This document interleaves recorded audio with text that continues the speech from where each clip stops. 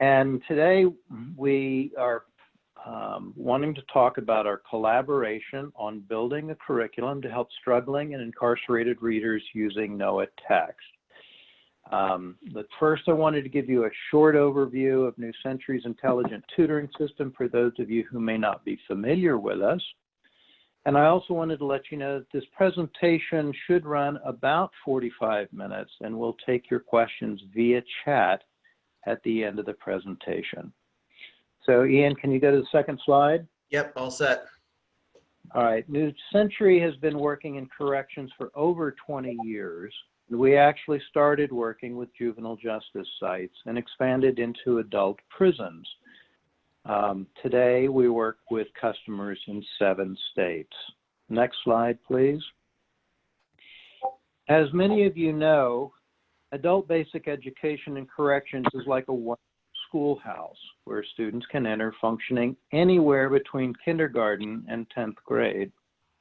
We find that typically they are performing at 3rd grade level in math and 5th grade level in reading, but they can fall anywhere along the continuum from kindergarten to high school. To add to the challenge, there is a high incidence of limited English proficiency. In juvenile justice sites, where they assess students for special needs, we find that 35 to 50% of students are classified as special needs. The teachers will often tell us that the real percentage is higher than that because not all the students have been assessed. In adult corrections, our sense is that the percentages are at least as high. And so special needs students are a huge challenge for those of us in correctional education. Next slide. We believe that the only real way to address these students effectively is to individualize and adapt instruction.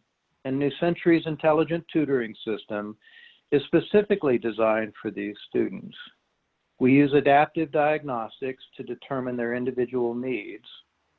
The algorithms use this information to create individual lesson paths. The algorithms automatically adapt the lesson path after each lesson and assessment. They give those who need additional instruction the additional scaffolding to bring them up to mastery of the learning objective, and accelerating those who grasp concepts quickly as rapidly through the lesson path as possible. Even within the lesson, the content branches to give additional instruction and examples to students who need it, and expressing those who master the concept quickly to the end of the lesson. Each student gets what they need when they need it, and each student is moved forward as rapidly as they can go. The teacher is alerted when a student continues to struggle, and we provide a framework to intervene and make sure that the student can master the concept on the next lesson or mastery test. The software handles most of the students most of the time and directs the teachers where they are needed most. Next slide, please. A few other important features. It is one continuum of instruction from kindergarten through high school with consistency in instructional approach, in measurement, and in reporting. It is not a combination of a K2 module, a grade 3-5 module, a middle school module, and a high school module all cobbled together. And obviously, it is age neutral in its content throughout. Next slide. Formal studies have demonstrated that use of New Century with intervention groups resulted in twice the graduation rates compared to the control group. More importantly, this doubling of graduation rates was also found among the special needs population, which in this particular study was 38% of the students. Next slide, please, Ian.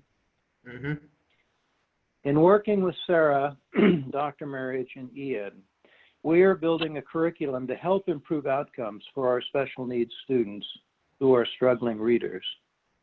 The Yale Center on Dyslexia reports that 20% of the population struggles with symptoms of dyslexia.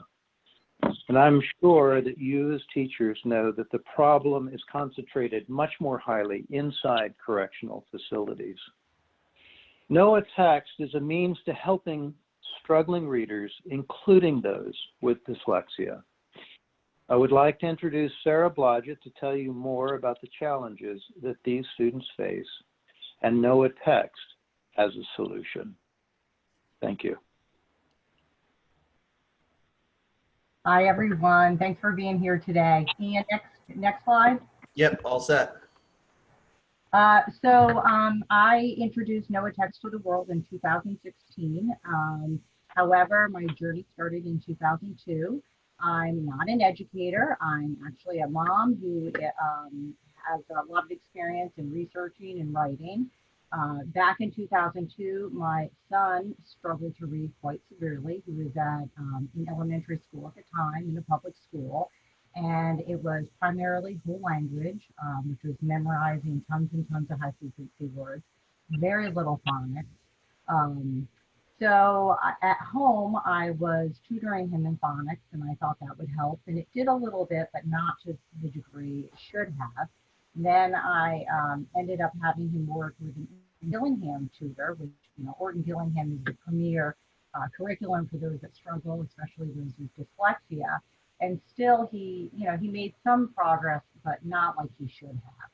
So I turned to Dr. Miriam Turkis-Stokowski out of the University of Connecticut, who's very well known for working with students that struggle with various educational issues. And she recommended an explicit, systematic, rhyme-based program. And that's really when my journey started. Okay, next slide. Yep. So Rime, R-I-M-E, is a linguistic term, and it refers to the vowel going to the end of the syllable, as in at and cat, ate and laid, good and would. So what Miriam said is that rhyme patterns promote predictability, and bring predictability to all those high frequency words that my son was being required to memorize. And high frequency word is a big thing still to this day in schools. And when they instruct kids to learn these words, they're all over the place. So would could be a requirement in first grade, could in second, should in third. So what Miriam taught me is to explicitly teach the pattern. So if you teach the ud pattern explicitly, then the student can apply the ud pattern to the whole family of ud words. So that's what she meant by explicit. Systematic is you start with the very simplest rhyme pattern, have them master, maybe like it and at, have them master it, and then move on to more difficult ones like ink, hank, and unk, master, and move on. So 50% of our students need some form of explicit systematic instruction. And if they don't get it, they fall through the cracks. As they see learning to read as a rote, random process. And they feel helpless, and they just fall through. Okay, next slide. So rhyme patterns minimize self-correction. So new readers often overextend letter sound when they're reading words to write. So like a simple word like cat goes a ka, cat, cat. But notice the difference in the C. So I want everyone to say cat, and then say cut. Cat, cut. Notice that C. It's articulated differently depending on the word and the rhyme pattern. It comes from a different area of the mouth. Ka, cat. It comes from a different area of the mouth. So what's happening is these students are self-correcting, but if they're attuned to the rhyme, it's at, cut, cut, cut. If you know that rhyme first, it really eliminates that self-correction. And look at a word night. Night. They need to know the rhyme. It's impossible to sound that out left to right. Okay, next slide. So rhyme patterns identify overlapping sounds. So even the short vowel I is articulated differently depending on the rhyme. So I want everyone to say slid and then slit. Id and then it. Notice that short vowel I, it's articulated differently, again, depending on the rhyme. It comes from a different area of the mouth. So what, Miriam has been writing about this for years. And bottom line, proper articulation is critical for new and struggling readers. You'll notice most individuals with speech issues have trouble learning to read. Print is a code for speech, and when we're reading, we're mapping print to speech. There's a science called articulatory phonology, which shows us that we have an inner speech when we read. We literally articulate words internally, whether we're reading out loud or to ourselves. Even the most proficient adult readers have this inner speech going on. The science also shows us rhyme and syllable patterns map overlapping sounds most efficiently. So the key here is this. We use our vocal tract when we're reading, whether out loud or to ourselves. So we're using our muscles, and muscles have memory. And the more coordinated and automatic we are accessing these critical patterns, rhymes and syllables, the better readers we become. Okay, next slide. Rhyme patterns alleviate working memory issues. So because of the complexity of our writing system, we have phonics rules, and then we have meta rules. So we'll teach EA as E, but it's not always E. We teach OU as OW, but it's not always that. Bottom line is we don't know any letter sound or combination of letters, the sound, outside of the rhyme syllable structure. You need to play it to the end. So this is an example. OU could be pronounced out as in shout, or then it could be ood as in wood, or off as in caught, or ought as in thought. So when students are oriented to these patterns, it really does alleviate the working memory issues, working memory of having to know all these rules and meta rules. And many struggling readers and those with dyslexia and early readers, they have issues with working memory, and it's overly taxed with all these rules. Okay, next slide. So I spoke quite a bit at University of Rhode Island way back at the beginning of releasing NOAA text. And at this point in the presentation, one of the professors pointed out the bottleneck effects of learning. Also noticed the cognitive overload theory. Bottom line with all these rules, meta rules, sight words, memorization, high frequency words, she was pointing out that it causes this bottleneck, and these kids just check out with all of that. I think it's a good example. Okay, next slide. So rhyme patterns are syllables within syllables. So if you're oriented to these patterns, it enables you to decode multi-syllable words much more readily. So if you're attuned to IND and mind and night and late, it enables you to decode a word like hindsight, or alleviate, for palindate, the word calculate. So I got to the end of this curriculum with my son, and again, being a non-teacher, I was really amazed how concrete and common sense it was. And at the end of the curriculum, my son was a solid fourth grade reader, and he felt very confident about applying these patterns to words and higher level words. So I was really amazed at the difference it made. But then we needed to get over one final hump. And next slide. And that was enabling him to become a fluent reader when it comes to higher level text. This is where we lose so many readers. Even students that don't struggle in the early years, we can get them to that third to fourth grade reading level, but then they'll have struggles with higher level text. They're disfluent. And what I mean by disfluent is you're reading a higher level text, and maybe every 10, 15 words, they get to a word that they don't recognize readily. What do? They have to slow down, slowly break it down, sound it out, and then read the word and move on. Now, if this is happening every 10, 15 or so words, it affects their comprehension. They're disfluent. And then they lose their confidence in reading, and it just turns them off to reading. And this is when we lose kids. So with being attuned to patterns from the system that Miriam taught me, when my son got to this point, what I did is I went into his higher level books and I splashed out the syllables in words with a pencil, words I knew he would struggle with.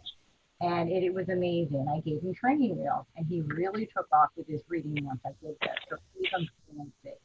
And back then, I went online to see if there were books out there that had segmented syllables, and there weren't. So I thought, someone needs to do this. And it stayed with me for years. And, I've always stayed, on top of literacy. And, I see that, literacy is a huge issue in our country. So I ended up contacting Miriam about maybe 8, 9 years ago. And I thought, what do you think of me, going into books and creating books where syllables are segmented? What do you think of this idea to help readers become fluent? And I thought, it's a crazy idea. And she was like, no, I totally support you. So as a non-educator, I ended up doing my own research and to get ready for this. And I ended up actually spending a few years looking at all this. I came across all this cross-linguistic research from countries from all over the world, which opened this up even bigger than I expected. Okay, next slide. So 50% of our language is a foreign origin, as we have adopted loanwords from all over the world. So I came across approximately 51 languages embedded. I'm not sure if I'm accurate with that, but it's just crazy that we have that many words in our, foreign words in our English writing system. As well, which makes it extremely complex. But what's interesting that I've learned is that most countries, especially throughout Europe, they highly regulate the adoption of loanwords. So this has enabled them to keep their writing system pure, their language pure, so they don't have a complex spelling system like we do, which has enabled them to not have the same issues with reading acquisition that we do. Okay, next slide. Oh, next one. Okay, here. So, Sarah, just as a small thing, try to adjust your speaking. A couple people are saying they have a bit of trouble hearing you a little bit. oh, sorry. Okay. In English-speaking countries, the rate of dyslexia is around 10 to 12%. In countries with predictable writing systems like Italy, the rate of dyslexia is around 3 to 4%. So it really shows you, what a serious issue this is. I hope this is better. Okay, next one, Ian. Countries throughout the world are outpacing the U.S. in basic skills at an alarming rate. We have stayed stagnant for years, and even developing countries are passing us by. And many of them, English is not the primary language. So it really, really is a problem. And it's interesting because what surveys that look at this, have touted education systems like Finland and South Korea as education systems we need to emulate. But nowhere do they talk about, our spelling system being an issue. And both in Finland and South Korea, they have the easiest spelling systems in the world, such that their kids, many of their kids, start school knowing how to read. So if we had that, it would be amazing. Okay, next slide. So these are my big 3 smoking guns that I learned with all this research. So children in English-speaking countries require 2 to 3 times more reading instruction time and practice than children learning to read in most other languages. In these studies, they've looked at culture, economics, and age kids start school. They took that all into effect. And bottom line is, it takes our kids that much longer to learn to read because of the complexity of our writing system, which is overwhelming our teachers and our kids. The other smoking gun is phonological awareness is rarely an issue in predictable writing systems, as kids are able to self-teach. Patterns pop. Again, this brings me back to Miriam, teaching these patterns, making them visible to the reader. So in here, we test kids early on for phonological awareness. And if they test low, we know they're in for a long road to learn how to read. In a country like Finland, when they test their kids for phonological awareness, if they test low, within 9 to 12 months, they hit ceiling. As the predictability of their writing system itself ameliorates the issue. So that was a striking thing to learn. The third thing is dyslexia in English is marked by both slow reading speed and problems with accuracy. In predictable languages, it's predominantly marked by slow reading speed, as decoding is rarely an issue.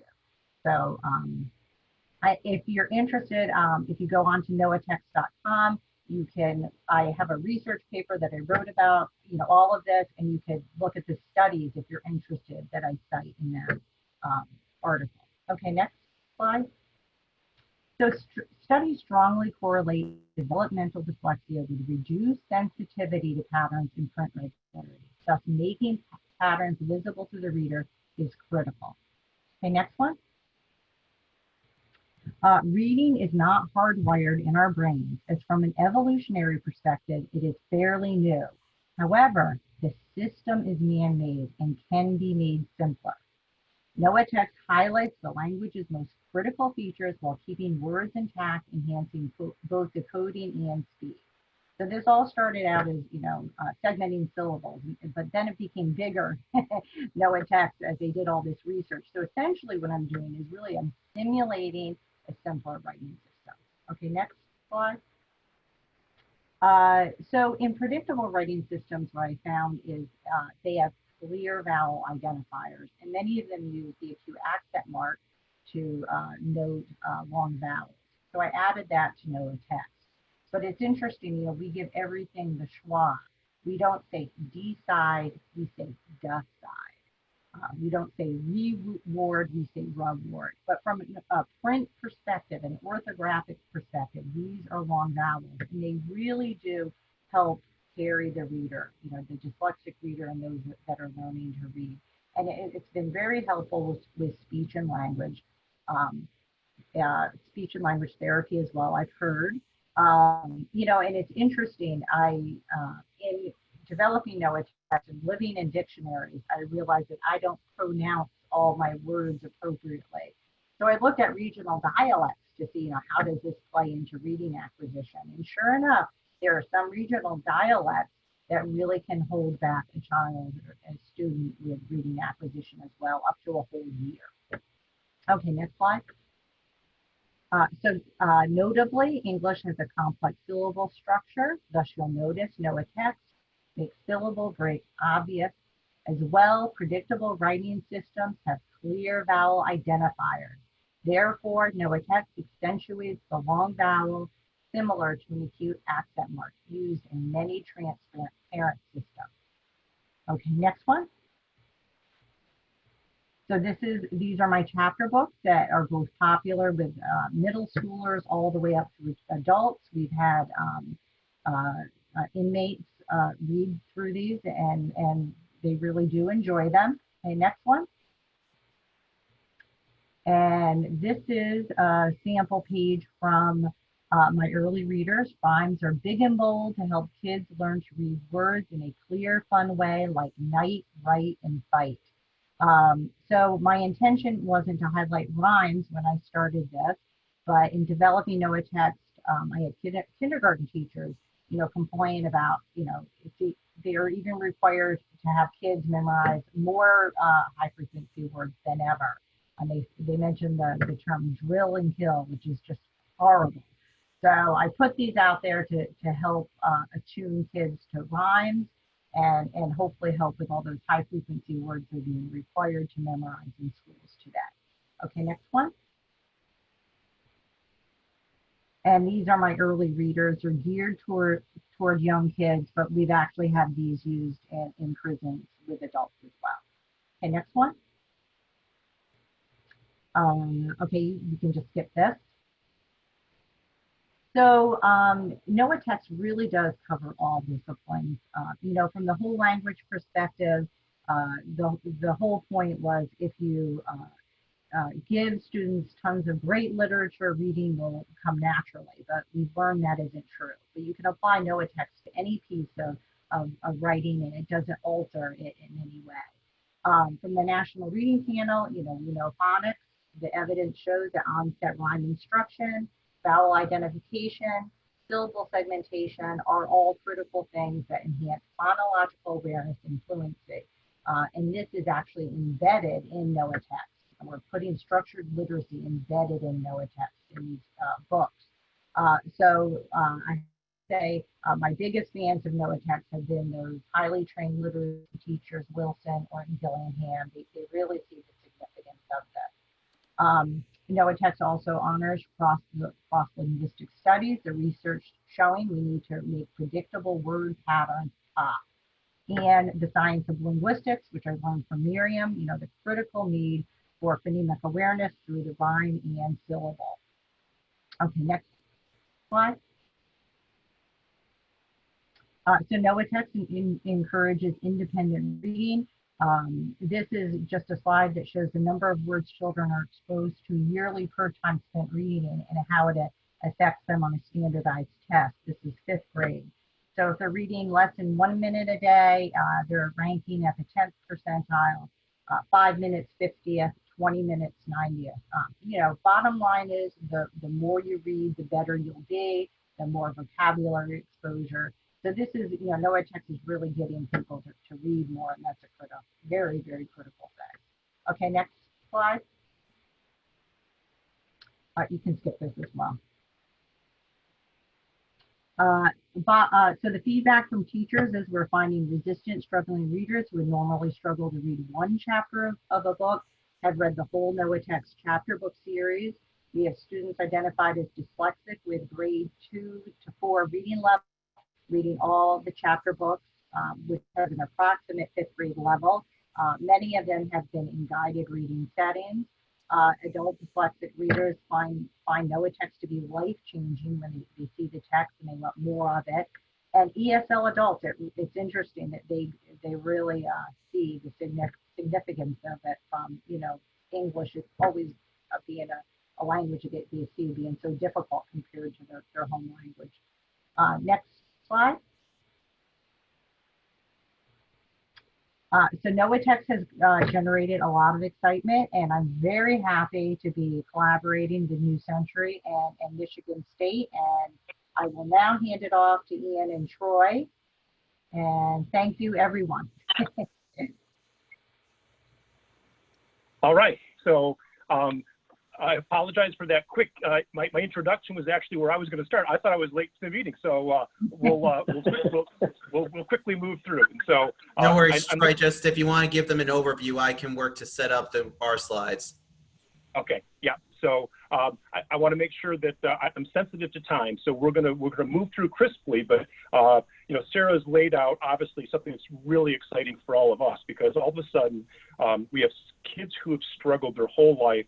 All of a sudden begin to kind of unlock kind of the mystery of reading, right? Through focusing on syllabification, long vowels, all of a sudden we can break up words and really have access to text. And so I'm very interested in the issue of orthography, and what we know about how students learn to decode, of course, is that it is in fact by patterns. It's none of us decode by a single word at a time. We don't enunciate each letter, but in fact we look for patterns. And so I'm really excited about this line of research, but we want to embed that into a full reading curriculum. And so that's what we've done with what we're trying to do with the New Century environment. And so Sarah has 3 chapter books that she's kind of introduced.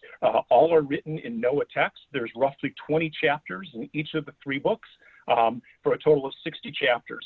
What's wonderful is that each chapter is usually just between 3 and 7 pages. So they're very, very accessible. And so it allows us to actually develop a lesson around a chapter for one period of time. So we think that we can actually get through 1 chapter per day. So we build a lesson around each individual chapter. And so when it's kind of an overview, and we'll take a look at these elements here in just a minute. But we want to, when we think about the environment, we want to review the previous chapter. We know that background knowledge is so critical. We know that your students oftentimes will have gaps between the time that they're able to get online and be able to read. So we want to make sure that we update the previous chapter. So we have a previous chapter review. We're constantly trying to build background knowledge. If there's areas or concepts where the students may not have familiarity, we spend a lot of time in building background knowledge, as we know that's critical for how we construct knowledge. We also want students to become more strategic. We really want them to begin to focus on the cognitive strategies that good readers read. What we know about our learners is that they tend to be actually quite passive. If you were to look at students with reading disabilities, the thing that marks them the most is actually their failure to monitor comprehension. They don't monitor their understanding as they go on. Reading is just kind of a way to get done. And so it's interesting, we have these kind of two groups. We have this group of dyslexic readers who struggle with decoding text, right? So it's getting the text, but they may actually have fairly high comprehension. But we also have another group of students that you'll be familiar with, and these are students that are actually fairly fluent readers, but they struggle with comprehension. And what we know now is that those two strands, they develop relatively separately, and so we really need to spend time with both of those. And so, so there was a huge focus on word study within our environment. We read the chapter. We typically take some type of quiz. We have a written response, and then we have a section we're particularly excited about to share with you at the end, connecting the story with one's own life. And so, let's go to the second slide, Ian. On the 5 pillars one. Yes, the 5 pillars. Yep. Yeah. Okay.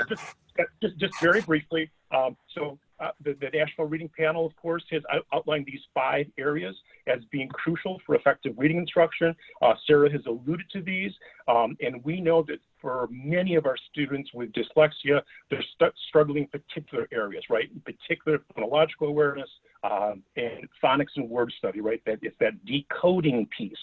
But at the same time, we know we have to continue to build language skills as well, right? And so I oftentimes say, just because a child is not calling words fluently, we don't take them out of the meaning-making game, right? That we don't take them out of the comprehension. So when we're developing our online lessons, our NOAA-text lessons within New Century, we want to make sure that we're attending to all 5 of these pillars. Okay, next slide.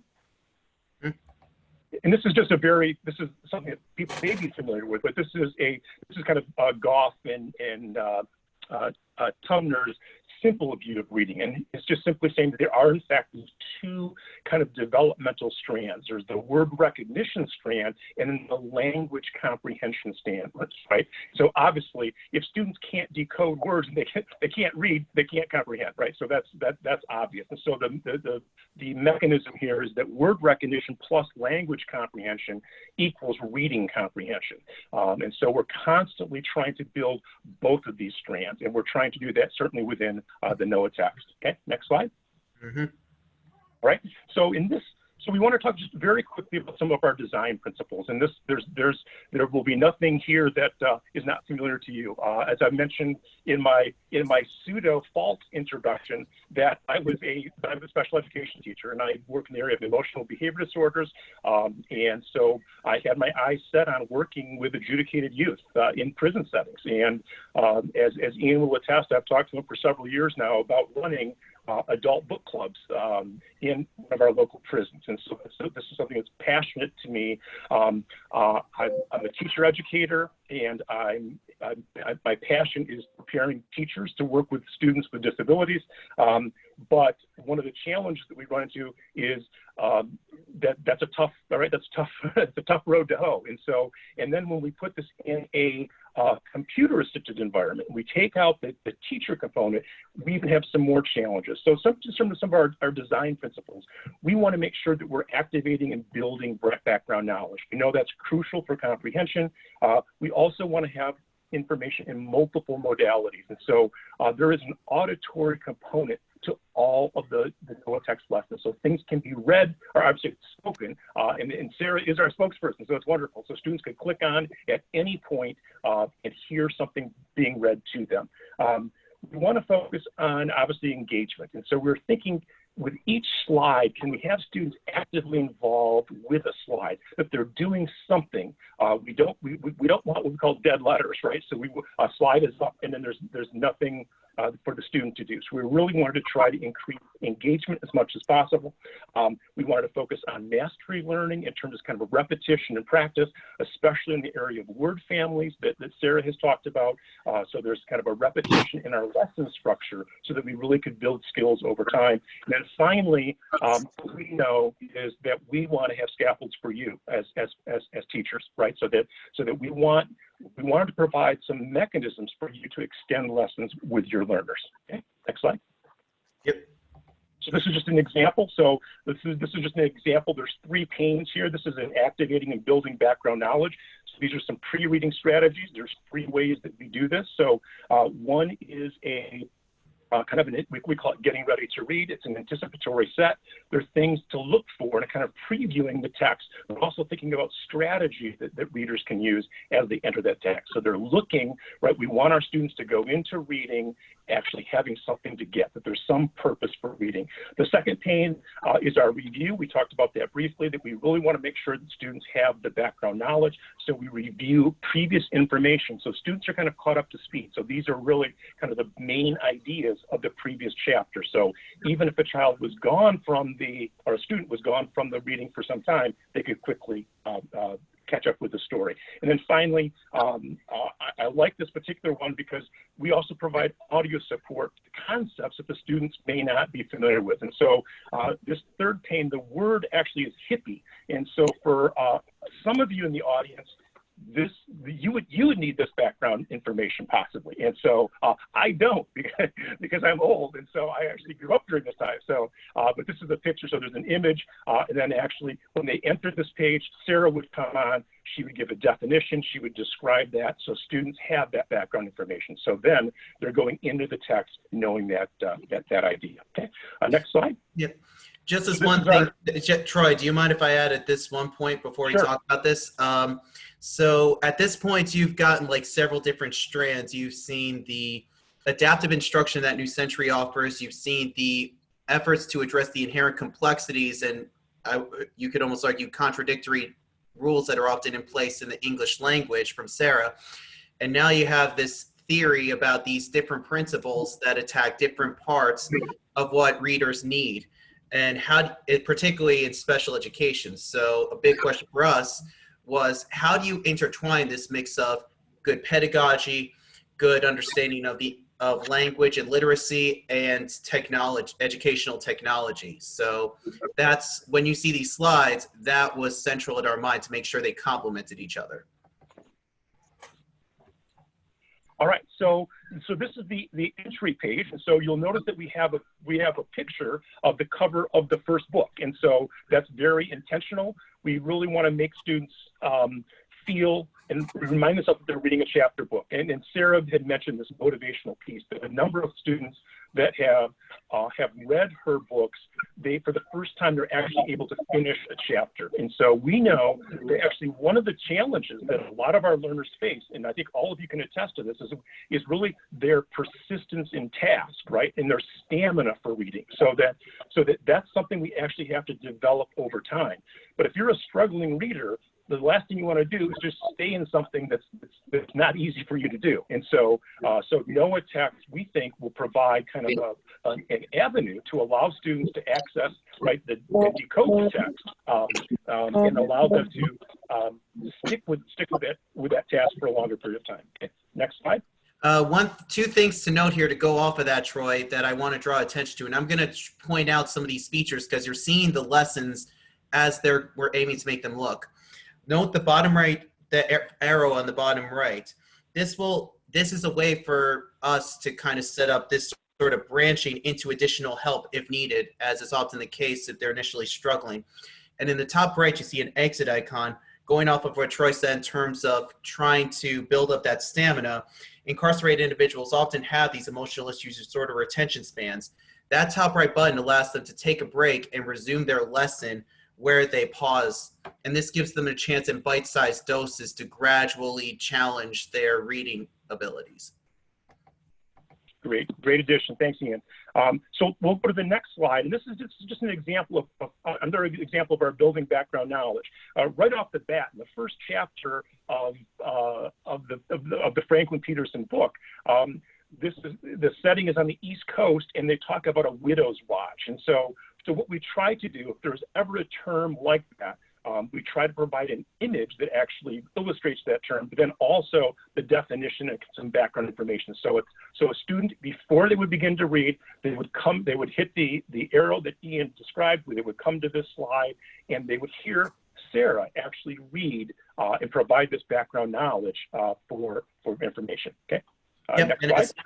Yep. As one small note, if you see the sound button, the one in blue on the bottom right, they're able to click on that to have the audio repeated, which is really important with struggling readers and those with limited English proficiency, especially.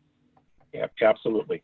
Okay, so this slide is simply, we're going to move into just some ways, some short lessons that we work on word study. And we know that we're trying to balance a couple of things. We want students to love to read. We want them we want to keep momentum going.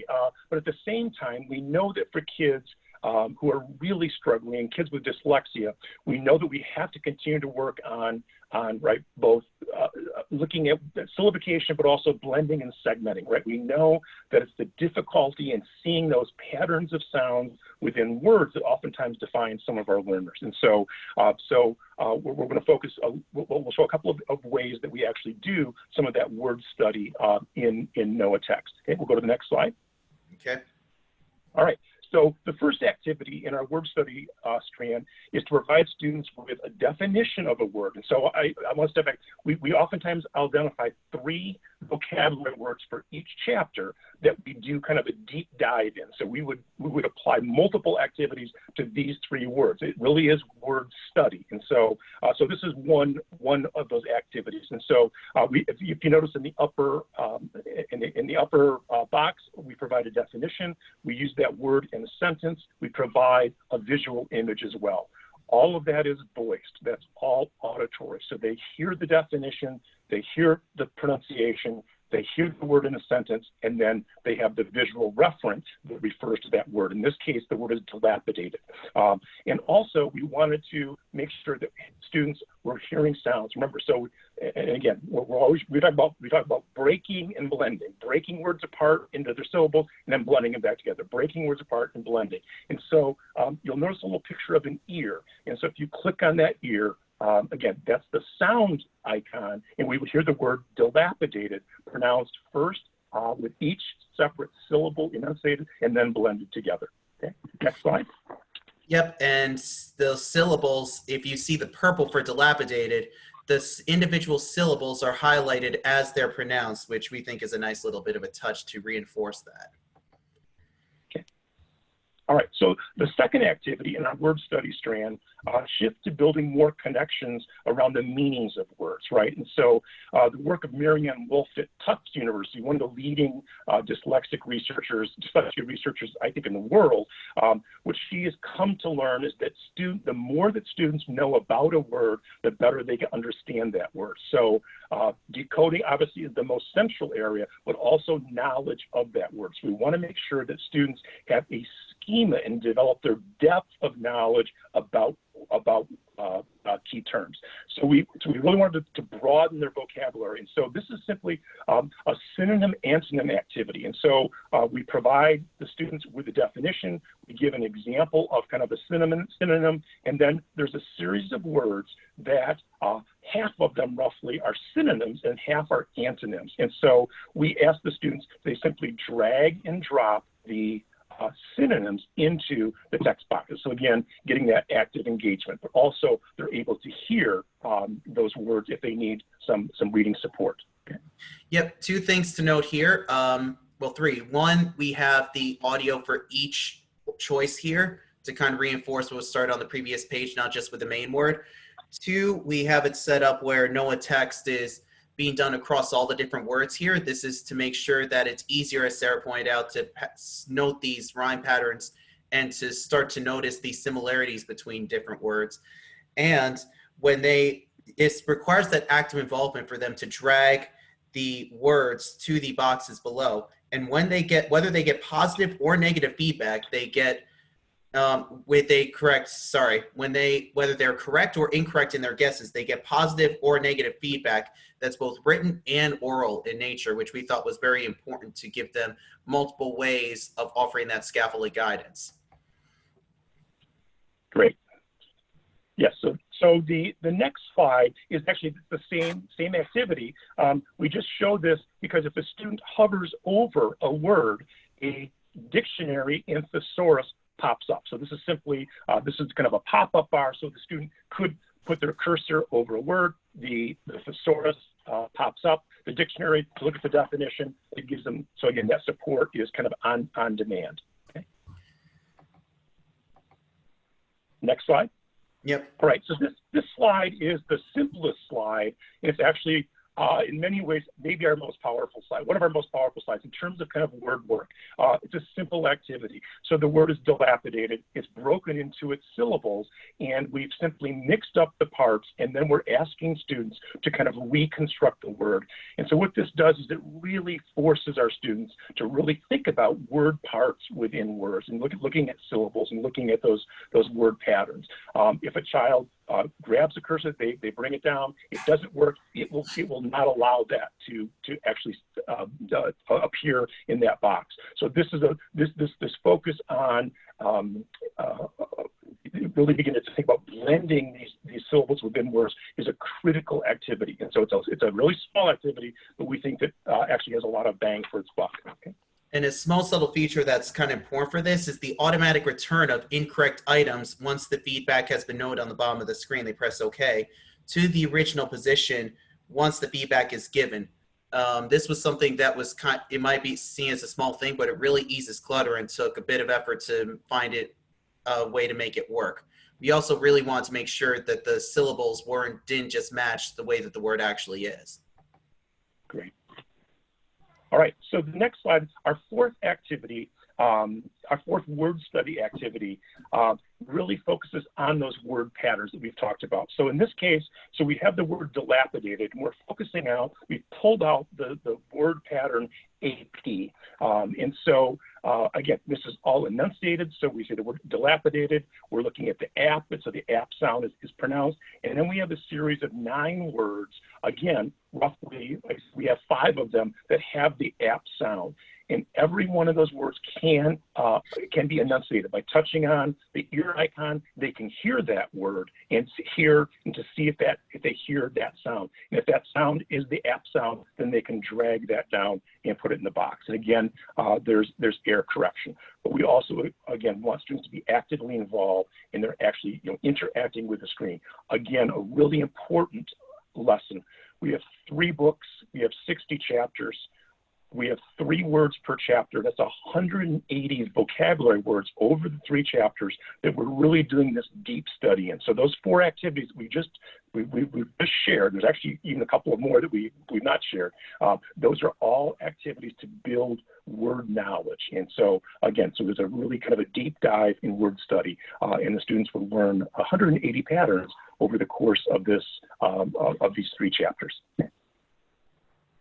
So we're going to move now to some of the other features. And so, so after kind of the 4 study lessons, we begin, we introduce something called getting ready to read. And again, this is really providing students with that anticipatory set, beginning to look for things in text, but also really applying strategies, but also text structure as well, right? And so because this is a narrative fiction story, right, we're really talking about story structure. So, right, so characters, settings, events, problem, resolution, solution. So we're focusing on, we're highlighting we're trying to highlight critical strategies that the good readers read. And so, again, so you see 2 things. So cognitive strategy instructions, so right, so questioning, predicting, clarifying, inferencing, and then various text structures. Okay, we'll go to the next slide.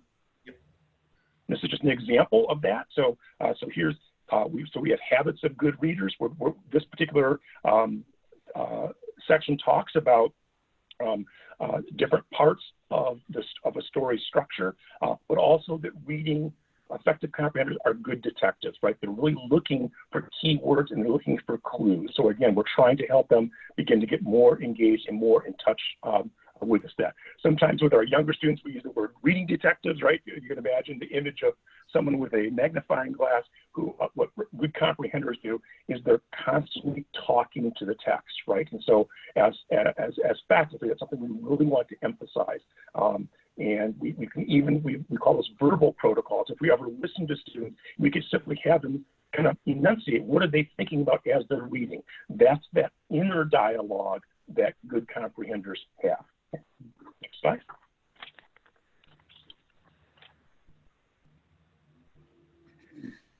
Okay, and this is just, again, another example of that. So these are character setting problem solution, and we're simply alerting the students to those features as they begin to read. So after this, the actual text is in Noah text. It's a Noah text format. They're actually reading the chapter. At the conclusion of that chapter, they take a quiz, and that'll be the next slide.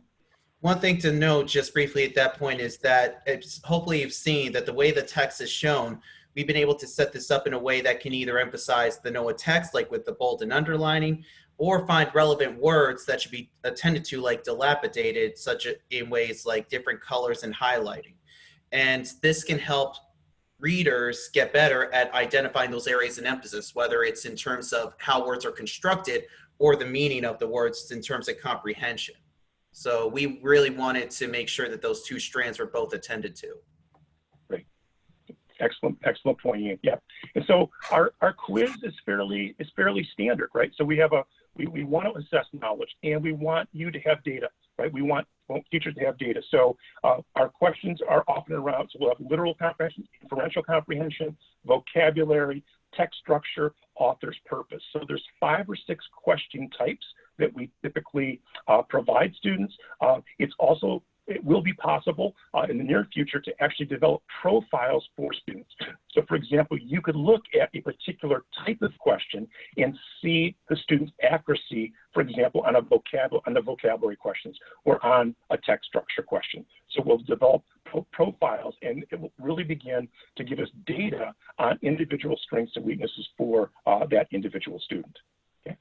Yep. A couple things I need to point out, Troy, at this point. Sure. First of all, if you note the button on the right that looks like an open book, they're able to click on that entire book, or they're able to click on that to see the entire chapter that the passage, if there is one that's set up, is a part of.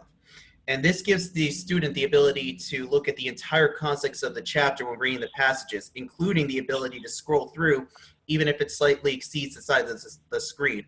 As Troy noted, these are fairly short chapters, but it still can be useful to have them anchor their knowledge in the body of the text. And the other thing is that note the multiple choice items. Not only do they have the ears so that you can hear them, but they also have individualized feedback depending on the item clicked. So we've really made a point to try to make sure that we explain why an answer is incorrect and not just that it's incorrect. And this also goes into the nature of the scoring. They get half a point if they get it wrong one time. We provide the hint, and 0 points if it's too incorrect, in which case we provide the answer directly.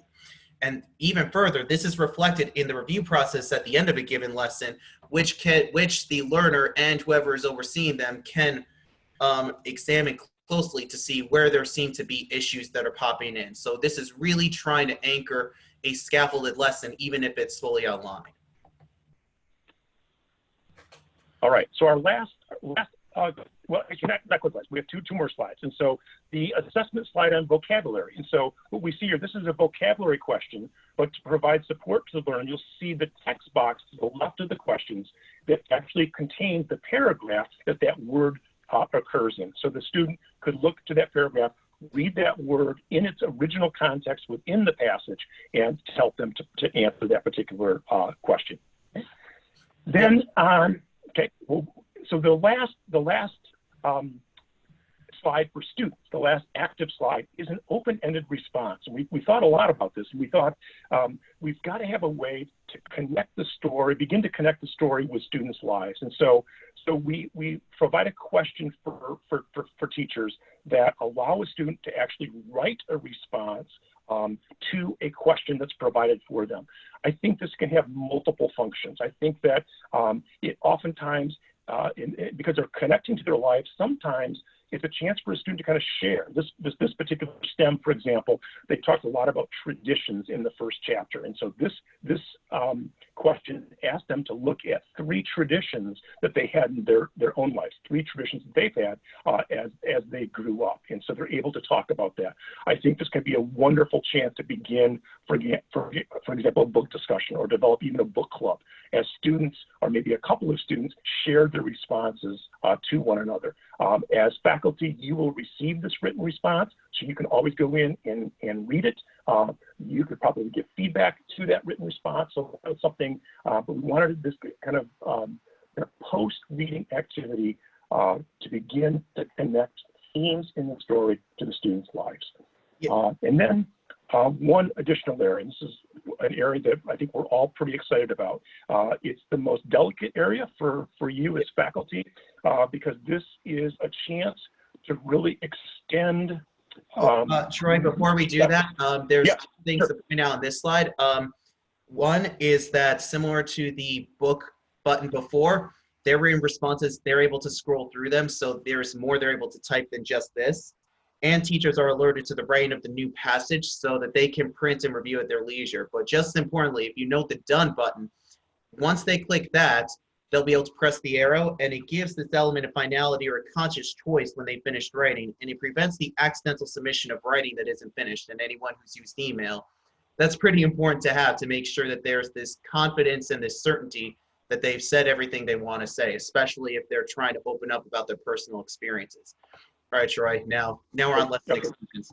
Okay, yeah, so lesson extensions. So in this slide, this is the slide, as I mentioned, we're pretty excited about, because I think this has, I think certainly in terms when we move into kind of therapeutic potential, in terms of helping our students begin to connect, using story to connect to their own lives. In the old days, we used the term bibliotherapy, right, as a way to, there's something very powerful about reading about someone else's experience, but then talking, but knowing that that relates to you. And so what we found is that there actually are a number of themes. And so, for example, dealing with disappointment, dealing with loss, planning, assessing personal strengths, peer pressure, resisting impulses, traditions, attitude, careers.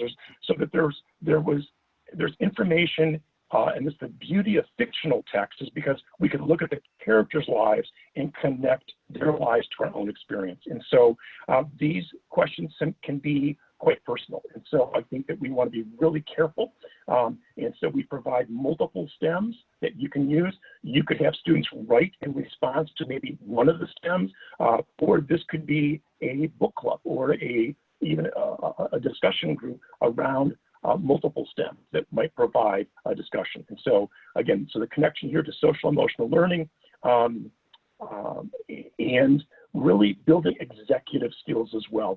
We don't want this to be deficit driven, right? We want it to be also strengths based and very forward looking. So a lot of these stems, extending lessons, is really talking about the student's future, right? It's talking about the future and planning. Yeah, our students are so myopic oftentimes. They live moment to moment, day by day, without that vision forward. And reading this type of rich literature sometimes allows you to step back and to begin to think about some of those, some of the strengths in some of your things that you might do in your future. So, last slide. Troy, just two small things. Yeah. One, I want to strongly emphasize that we take it very seriously to make sure that we're working with proper professionals in terms of preparing this, because we don't know what might trigger these individuals who have had often traumatic experiences. So that's been at the forefront of our mind to make sure that we're not overstepping our bounds as researchers or as those in educational technology or reading research to overstep into what might warrant mental health professionals. The second thing is that I know the question came up in terms of having these books available in print as well as or online. And that's something I think that Sarah could ask after this, but I would also like to mention that we're aiming tentatively to have a teacher's guide that's short that could guide them in how to prepare these sort of discussions. So that is something that's in the works. So if you have any questions about that, let us know. Yeah, great point, Ian. It's yeah. So these are, that is exactly why these are offline. This is why these are not made available online. These are really for teachers or counselors, social workers to possibly extend discussion. And so we'll develop a teacher's guide that we'll talk about, introduce all the stems and the purpose for each of those. And so we're hoping to do some usability testing in the next few months, actually. We're looking at a National Science Foundation grant to go in January. And then next year, we'll begin to do some of the actual research on the NOAA text lessons in terms of a whole variety of reading measures. So that was a quick lesson, but we'll stop there. Yep, I've got the chat in front of us for those who want to ask questions that way. Thank you all for your patience and for sticking around. I guess this would be a place to start the discussion. Troy, in your opinion, what makes, since you have this passion for helping inmates and have this extensive knowledge, in your opinion, what makes this is from Kayla, what makes this curriculum specialized for dyslexic inmates? Yeah, great. It's a great question. And so I think that the focus, so we have to think about, right, different reading levels. And so obviously we have students who are still at the decoding level. We really think that this is probably most appropriate for around third grade reading level and up. If we get below that, then there needs to be a much more intensive focus on decoding strategies, right? And so we're looking, the texts are written, I think, around between the 5th and 6th grade, but with the extensive scaffolding and the audio supports that we provide students. So there's, again, to answer the question, there's individualized feedback to students about incorrect answers. There's audio supports, right? There's cognitive strategies for reading, but there's also this extensive word work. And we really think that the syllabication and word study over time will really help with that decoding piece as well. But again, remember, we also have NOAA text, that all of the information in the environment is in NOAA text. So the questions, the comprehension questions, any back, it's all in NOAA text. There is no conventional print right now in the environment. So that, again, so we put all that together, that's what we're hoping is the support that we're looking for. Yeah, that's a great question, Kayla. Is there someone else who has a question? There's a raise hand function, or you can just unmute yourself or message if you have the question. I have all that open.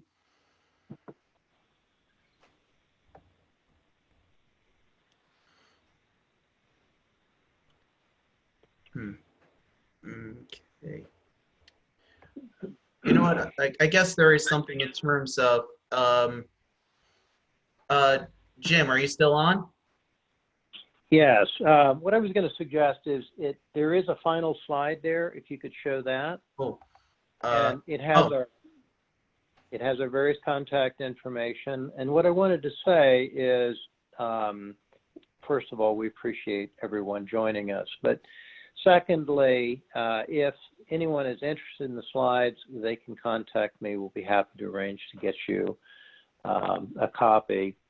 And if you take down either my phone number there or my email address, you can contact me that way.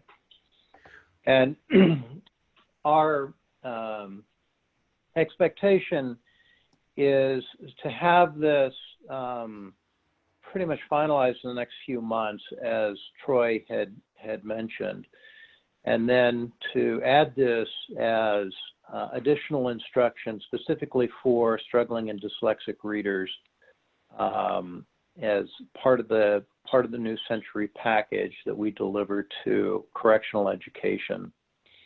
So if there's anybody who's interested in learning about that further and wants to contact us about delivery and pricing and what have you, please feel free to take down the again, the email and the phone number, and follow up with us at your leisure. We also have a link to the website so that you can gather some further information on New Century and its history and its research history. Thanks, Jim. I have a question for Sarah, and it looks like we may need to reach out to Rebecca about this because she left, but it's worth asking. Are these books that you've written only available online? Let's say that they just want to do the books. Are they available online only, or is there a paper option? They're only available actually on paper option, which you can get on through my website and Amazon. Okay. But hopefully this is a way for us to integrate at least some of those books into this sort of new way of presenting the material. And I guess, Jim, I'd be curious to ask you to round it out, because I know this might come up in people's minds. What sort of issues do you see us needing to be prepared for as we start to get this ready, begin working with incarcerated individuals? So the teacher's guide is going to be important for those who are going to implement the NOAA text lessons. And we will also want to make sure we have a clear either assessment or identifier for those who are struggling with reading, if the teachers don't already have something like that, that would trigger the use of the NOAA text lessons with the student. The one thing I would add to that is that probably a lot of these incarcerated individuals, their experiences with education for a number of individual and societal reasons has probably been, if not predominantly, significantly negative. So a big thing for New Century is this notion of positive reinforcement and empowerment, and this feeling of individualized care, even if it's in a digital format. So a big thing is to have build these positive experiences that can give them a sense of that learning about building these reading and math skills for New Century, but now using NOAA text to try to address building their comprehension and knowledge of the English language, that these can be positive experiences that they can reap benefits from and that they can actually feel good about. So I just feel like that's important to emphasize, that there's this huge element of building a positive experience, core association with learning. That's a big part of this too. Yeah. Kevin, is there anything you'd like to ask, or is there anything else that you would want to hear about from us related to this? No, I just want to thank you. As I said earlier, Ian, if you hadn't got on board, I don't know what I would have done. It would have been Sarah and I juggling. I know Sarah could have handled it, but it made a heck of a lot easier. And Troy and Jim, having your expertise in there as well. Just, really, this was a fantastic workshop. I think it's good that we had some technical difficulties, because that's the experience that teachers in the correctional facilities have. They might not have online. Most of them don't have online services. Mm-hmm. Most of them have a tech guy, but in corrections, it's always, well, why do you want to do that? I remember when I was a supervisor and I had a computer repair class, and we also had a computer programming class. And all the time you'd have correctional officers coming in and asking, well, do you realize those guys are online? And what the guys were doing is they were setting up websites, but it was all with the intranet, and they were sending it to the teacher. So the support from corrections, Sarah's been doing workshops, Jim's been doing workshops with us for many, many years. And it's always a push, push, push, push.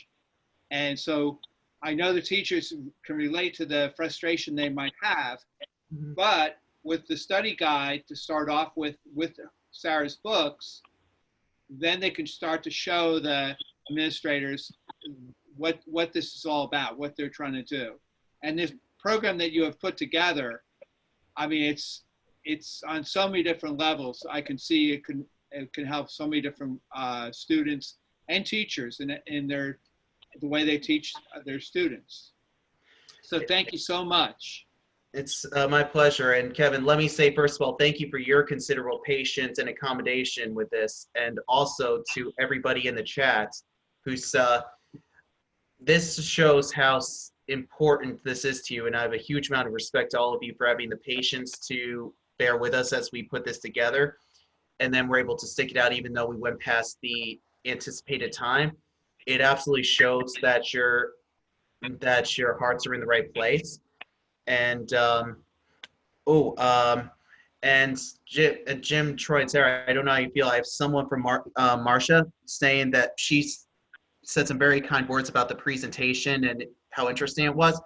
She'd like to, she talked about sharing the information with administration and other teachers since access to the presentation would be helpful. I would assume that it's okay. I know, Kevin, you mentioned you're recording this. Yes.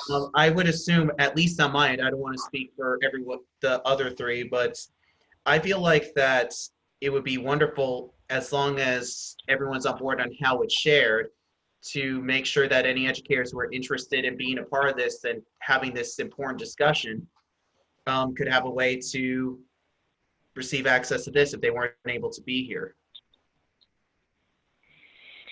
So, yeah, Kevin, would we have access to the recording of the? Hopefully the recording part went through, and my computer says my space is so filled up. I'm hoping I can send it down to my wife's computer. She's at work, so she won't mind that I send it down to her computer. The one question Okay. the one question I do have, Kevin, is how do you set it up? Is there like a sign up sheet that you had for attending this presentation, like the emails, or how do you? Right. So I can send you folks the Zoom, the mailing list from Zoom. That's how I get who to send the certificates to.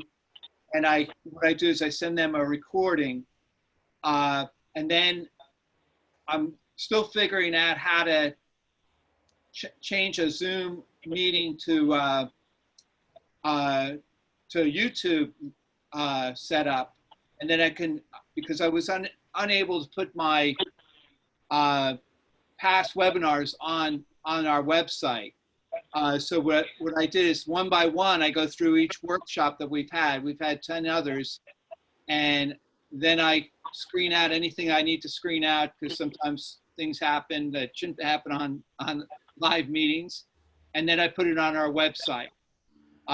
So Sarah's presentation, Jim and Sarah's presentation is actually on our website right now from 3 weeks ago when they did the National CEA Virtual Vendors Exhibition. Good. Okay, so then what would really help, Kevin? Yeah, if you can send us that list of everyone who attended this meeting, that would be very helpful. Yes, I definitely will. Okay, and there's another question from Marcia. Any thoughts on an app that teachers would be able to upload text and the bold, underlines, etc. would automatically be applied? Sarah, I think this might be an area for you in terms of. That's what I'm working toward. We're getting there. That's my goal in the end, is to have an app where we could apply no text to all print.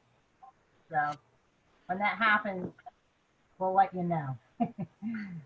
And for those of you who are just saying thank you, and for those who are saying that you learned a lot or that the software could benefit the students, please save our emails. We really appreciate your interest. We'd love to hear from you. I know I would love to hear more about your experiences as educators and those who are involved, who are invested in this field. So please, this is a conversation we want as many experts and scholars and people who just care about this big issue in our country to be a part of. I just got a question about how they're going to get their certificates. So if I have your email address, I will send you a certificate with the hours, and we'll put down 90 minutes for this this seminar. Okay. And yep. That's appreciate that. Is there any other questions that any of you have at this point? I have the chat open. I'm not seeing anything. So I think, Kevin, if you're aiming for 90 minutes, I think we're good at All this. right. Thank you very much, Kevin. Much Uh, appreciated. Jim, thank you. I don't know what happened with Zoom today. This is part of working in educational technology. You need to adapt. Yeah, I'll blame it on the kids that are back in school doing their Zoom classes right now. It was interesting when I started this in May. We had some challenges, but not this big a challenge, and that's why our organization we purchased a monthly membership so we wouldn't have this this problem, because I didn't want to have an hour workshop for free and then all of a sudden you get cut off. Right. And during the day, during the week, during the day, you'll have schools and businesses, and so I knew the traffic was really heavy. So I think the South and the out West and Pennsylvania, some kids are back in school, some are doing online learning, so that's great, but it kind of got our traffic going, I guess. I don't know. I'm trying to stumble. Explain.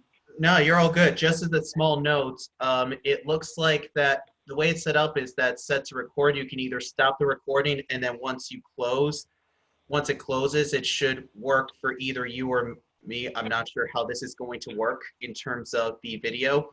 If it'll show up on your end or mine. I hope it shows up on your end. If not, then we'll have to coordinate to find a way to get it to you. Okay.